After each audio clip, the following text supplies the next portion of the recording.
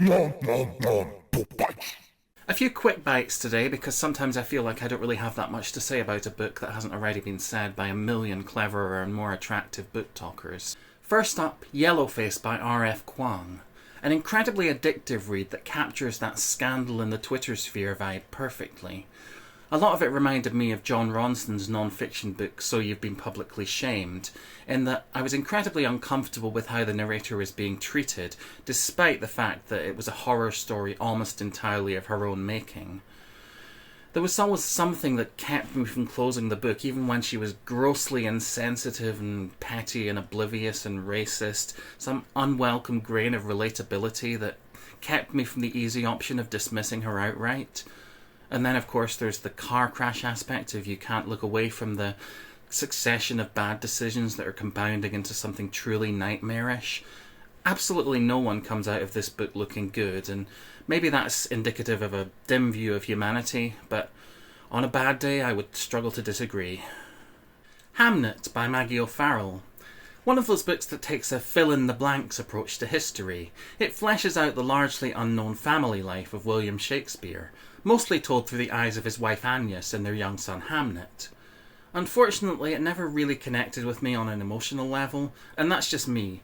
I'm not going to be the emotion police and scoff at characters for having the obvious reactions to things like loss. I get it, sometimes obvious is all that will do.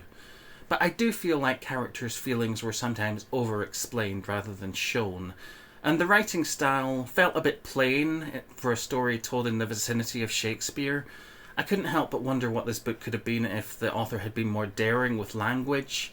A comparison that kept occurring to me was Lincoln in the Bardo by George Saunders, which is another book about a historical figure grieving for his son, but it's bananas and brilliant and, in my estimation, more emotionally affecting.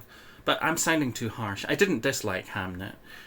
Agnes is an interesting character, and she's clearly established as more than Shakespeare's historical plus one. There's a fun chapter in the middle where we're following a diseased flea as it hops from host to host. And the ending is a welcome change of scenery and a sweet coda to the title character's life. Excuse me just a minute. The Circle by Dave Eggers. One of those slices of glossy corporate dystopia that have somehow remained appealing to me even as reality has caught up with and in some cases overtaken it. There are clear echoes of 1984 here, but we're earlier in the process, watching through the eyes of a new hire at an omniscient tech giant, as the road to hell is paved with a combination of good intentions and powerfully cringeworthy hubris. Given how fast the internet moves, there are already places where the Circle feels a bit dated, but as with 1984, that probably just means it's prescient.